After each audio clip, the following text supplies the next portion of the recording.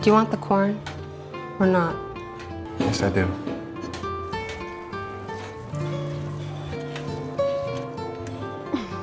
Ooh, he wants a hairnet. Speaking of airmen, Don't start with that. seriously, what's your problem? My father won't approve. Nagsimula ang pelikula sa pagpapakita sa atin ng masayang mag-asawa na kasalukuyang nagmamaneho ng sasakyan sa mapayapang kalsada. Subalit ang hindi nila alam na sa mga oras na iyon ay bigla silang tatamaan ng isang disgrasya na magiging dahilan ng pagbangga ng kanilang sasakyan. Lumipat naman ang eksena noong 1964 na kung saan pumipila ang mga binatang soldier sa kantin upang lagyan ng pagkain ang kanilang mga plato ng isang magandang dalaga. Sa pag-uwi naman ng dalaga sa kanilang bahay, agad itong kinamusta ng kanyang striktong ama at tinanong ang kanyang naging trabaho. Sambit ng dalaga na ganun pa rin naman gaya ng nakasanayan ang mag-serve ng pagkain sa mga soldiers. Muling pinaalala ng father ng dalaga na huwag daw itong magkakaroon ng nobyo sa kahit kanino mang mga lalaking militar. Bumalik ang eksena sa kasalukuyan at maswerteng sa braso lang ang nakuhang damage ng babae sa disgrasya. Subalit ang kanyang asawa ay wala pa ring malay dahil sa ito ay sobrang napuruhan at naging paralisado. Maya-maya dumating doon ang anak ng mag-asawa at sa nalamang kalagayan nga ng kanyang ama kaya mataimtim na nagdasal ang mag-ina upang sa ikabubuti ng sitwasyon ng kanilang padre de pamilya. Hindi rin nagtagal dumating rin doon ang isa pang anak na babae at sa nalaman niya sa pagiging paralisado ng kanilang ama nagpa siya ito na puntahan ang mga doktor na nag-aasikaso sa kanyang ama. Bumalik sa nakaraan sa pagtagal ng pagtatrabaho ni Jen sa mga army tila may isang lalaki ang nagkakagusto na sa kanya. Subalit kahit anong gawing pagpapapansin ng army na si Steve kay Jen hindi rin ito epektibo sa dalaga. Kinausap naman si Jen ng kaibigan niyang si Anna at tinanong siya nito na kung bakit malamig ang pakikitungo nito kay Steve. Sambit ni Jen na pinagbawalan daw kasi siya ng kanyang ama na huwag magkakaroon ng BF na militar. Bagaman ganoon kalamig ang pagtingin ni Jen kay Steve ngunit hindi maipagkakaila na medyo humahanga na rin ito sa binata. What are you doing Monday? Washing my hair? Go for a walk. No, Your eyes are beautiful. not a chance. Thursday. Washing my hair again? Do you like me? Nope. Sunday. Maybe. Maybe is better than a no. Sa kasalukuyan isang masakit na balita naman ang malalaman ng mag-iina.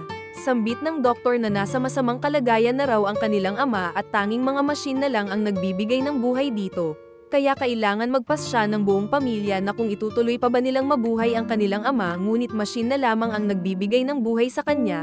Kung ayaw naman na raw nila na makita pa ang ganoong paghihirap ng kanilang ama ay kailangan naman nilang magdesisyon na pakawalan na ang kanilang ama sa pamamagitan ng pag-alis ng life support na bumubuhay dito. Sa kabilang banda nagsabi naman si Jen sa kanyang ama na manunood lang raw sila ng sine ng kaibigan niyang si Anna. Pero ang totoo ay pumayag na ito na makipag-date kay Steve ngunit pasikreto. Kung gaano ka-open sa relasyon ang mga kaibigan ng dalawa tila sila naman ay medyo nagkakailangan pa. Nagpa siya si Steve na huwag nang manood ng sine sa dahilang gusto nitong sulitin ang mga oras na kasama niya si Jen. Agad sinabihan naman ni Jen si Steve na hindi raw siya agad-agad na makikipagtalik dito sabay sa pagngiti ng binata. What time is it? Why? Promised my dad I'd be home early. I have a question. Please don't lie to me. Okay. Do you have a girlfriend? You're the only girl I want to be talking to. Last call, Romeo! Kailangan naman ng umuwi ni Jen dahil hinihintay na ito ng kanyang ama. Pero bago iyon hindi naman pumayag si Steve na hindi ito makahalik sa dalaga bago sila tuluyang umuwi. Sa kabutihang palad muli naman na ring nagising ang ama ng mag-iina kaya labis ang kanilang pasasalamat. Ngunit hindi rin ito nakakapagsalita at tanging mga mata niya lamang ang gumagalaw. Tuluyan na rin namang pinasyal ni Jen si Steve sa kanilang bahay. Ngunit ang pakilala niya lang kay Steve ay isang student at kanyang kaibigan. Tanggap naman ng mother ni Jen ang pagdala niya ng lalaki sa kanilang bahay. Ngunit ang kanyang ama ay halata na ayaw nito kay Steve at ginawa niya pang paghugasin ito ng plato.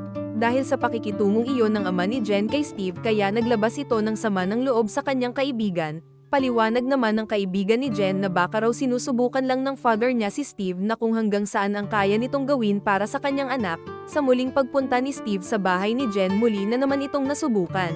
Inutusan si Steve ng ama ni Jen na bago raw ito umuwi ay linisin niya muna ang kanilang garahe. Bagaman maaga pa ang pasok ni Steve kinabukasan ngunit hindi niya rin matanggihan ang mga pinapagawa sa kanya ng father ni Jen. Maging si Jen ay naaawa na rin sa ginagawa ni Steve ngunit wala rin siyang magawa dahil iyon ang gusto ng kanilang ama. Kaya sumunod noon mas tumindi pa ang mga paghihirap ni Steve mula sa mga pinag-uutos ng ama ni Jen kaya hindi niya nakinaya. Sinabihan ni Steve ang ama ni Jen na kung ano raw ba problema nito sa kanya. Sambit naman ng father ni Jen na sadyang wala lang daw itong tiwala mula kay Steve. Alam din kasi ng father ni Jen na hindi lang magkaibigan ang dalawa dahil sa mga malalagkit na tinginan nila sa bawat isa. Lumipas ang mga araw bilang isang Air Force Sergeant rin ang father ni Jen kaya hindi nagtagal na laman na rin nito na isang militar nga rin si Steve. Labis ang naging galit ng father ni Jen sa kanyang anak dahil sa pagsisinungaling nga nito sa kanya tungkol kay Steve. I knew that you wouldn't like it, and I like him, so I didn't tell you. You can't stop me from seeing him. He came in to my house and lied to my face. Well, shouldn't I get to decide that? This is for the best. No! It's done. Bumalik sa kasalukuyan at malalaman doon na ang mag-asawa ay sina Jen at Steve rin pala. Ngunit habang tumatagal ang sitwasyon ni Steve ito ay mas nagiging delikado, kaya kailangan magpasya ni Jen na kung ipagpapatuloy pa ba niya ang mabuhay si Steve ngunit mas magdudusa lang ito. Dahil sa pinagbawalan naman ng makipagkita si Jen kay Steve kaya ginawa na nitong tumakas, subalit sambit ni Steve na ililipat na raw siya ng ibang destino kaya magkakalayo muna sila ni Jen. Pero bago iyon nangako ito kay Jen na magpapakasal daw muna sila. Bagaman nagustuhan ni Jen ang sinabing iyon ni Steve ngunit gusto niya pa rin na bigyan sila ng basbas ng kanyang ama, subalit bigla namang dumating doon ang father ni Jen upang siya ay sunduin. Kaya sa nangyaring iyon tila mas mahihirapan ang dalawa na mapapayag ang ama ni Jen tungkol sa kanilang balak na magpakasal. Sumunod na araw muling nagpunta si Steve sa bahay ni Jen upang kausapin ang ama ng kanyang iniirog. Sinama naman si Steve ng father ni Jen para mag-target shooting. Sinabi ng father ni Jen na kapag tinamaan daw ni Steve ang target niya na may layong 15 meters ay doon napapayag ang father ni Jen na magpakasal si Steve sa kanyang anak. Ngunit hindi naging madali iyon kay Steve dahil sa student pa nga lang ito, kaya pinaliwanag sa kanya ng ama ni Jen na kung bakit ayaw nito sa kanya. Bilang isang militar alam kasi ng father ni Jen na ang kanilang isang paa ay nasa hukay na.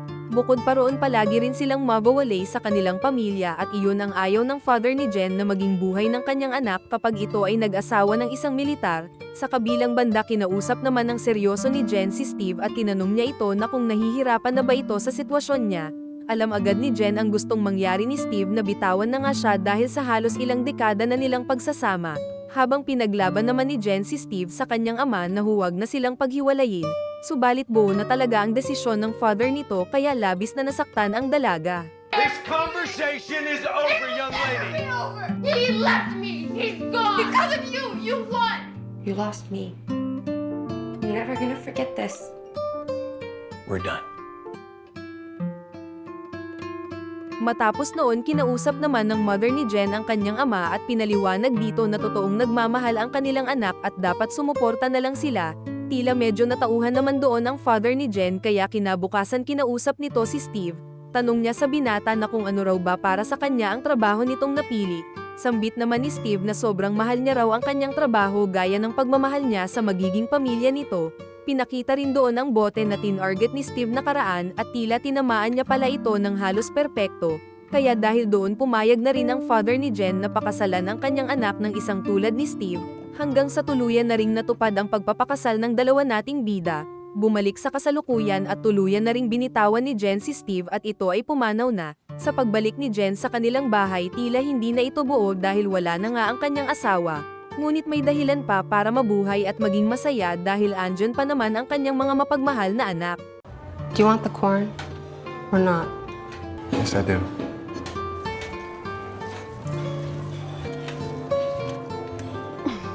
Ooh, he wants a hairnet. Speaking of airmen, Don't start with that. seriously, what's your problem? My father won't approve.